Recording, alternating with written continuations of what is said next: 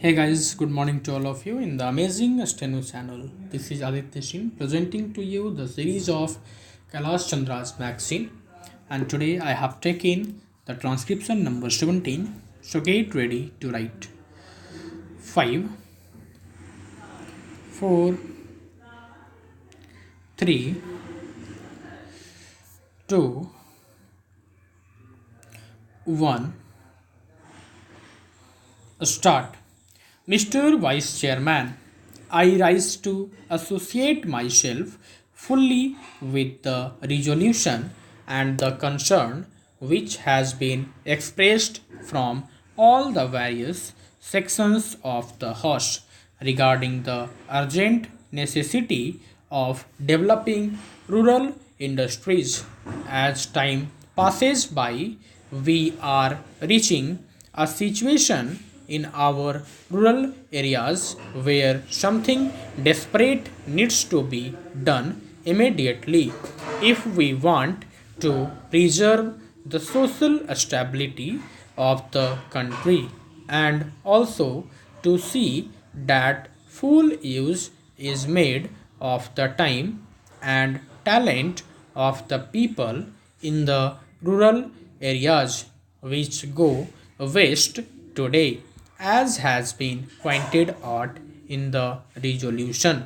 Sir, the Planning Commission and the Government of India have applied their minds to the various isolated aspects of rural industries, and some valuable reports have been published and some important recommendations have been made in these reports which need consideration, but unfortunately there is no high level decision regarding the various issues which face the country as far as the problem of rural industrialization is concerned.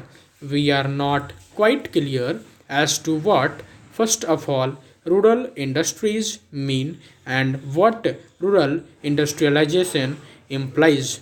Does rural industrialization mean the utilization of local resources in order to meet the local needs, or does rural industrialization imply the creating of surplus in the rural areas which could be exchanged with the surplus in other centers of the country and thereby create a richer life for the rural areas? Various opinions have been expressed with regard to this problem, but there is no authoritative determination of the policy regarding the meaning of the rural industrialization. It has been suggested that if such import of capital and a skill from urban centers were to mean merely the multiplication of industrial centers in the rural areas, such an industrialization of the rural areas would nullify the advantages that are likely to accrue as a result of the rural industrialization.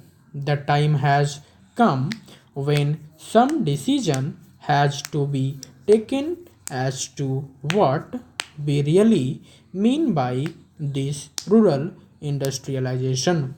There is also difference of opinion regarding the authority that should undertake the responsibility for this rural industrialization. From the literature that has been published in this connection, it is quite obvious that two distinct and powerful schools have developed regarding this issue. On the one hand, there are people who believe that the task of rural industrialization should be entrusted to the village panchayats, since they represent the village people and they have the resources and the powers to raise the necessary resources from the rural areas, the panchayats, it is felt, are the competent authorities to deal with the problem of rural industrialization. Equally strongly, it has been argued by others that cooperatives are the right answer to the question as to which should be the authority that should deal with rural industrialization. I may also mention that there is a third school which believes that the import of private capital and private skill into the work of rural industrial development is the real answer to the problem which we face in the matter of rural industrialization. Here again, some authoritative determination of the policy has become necessary because in the absence of such a policy, ad hoc decisions are taken which sometimes cancel each other, and therefore the rapid progress which we hope and wish for in rural industrialization becomes impossible. Then again, there is the further question of protection that may be necessary for rural industries in view of the lack of the internal economy from which rural industries would suffer. Whatever may be the answer to the first two questions, Professor Malkani has already referred to this question and various suggestions have been put forward, but all these suggestions require some detailed consideration as there are a large number of difficulties in implementing any one of these suggestions. Demarcation of markets and the imposition of taxes in order to see that goods from the urban centers do not reach the rural centers in unfairly competitive conditions are some of the suggestions that have been made. One great advantage of a vast country is the large number of markets that are available for the goods that are produced in the country. However, if these markets are artificially restricted and goods are not allowed to move from one center to another, I am afraid more problems would be raised than solved.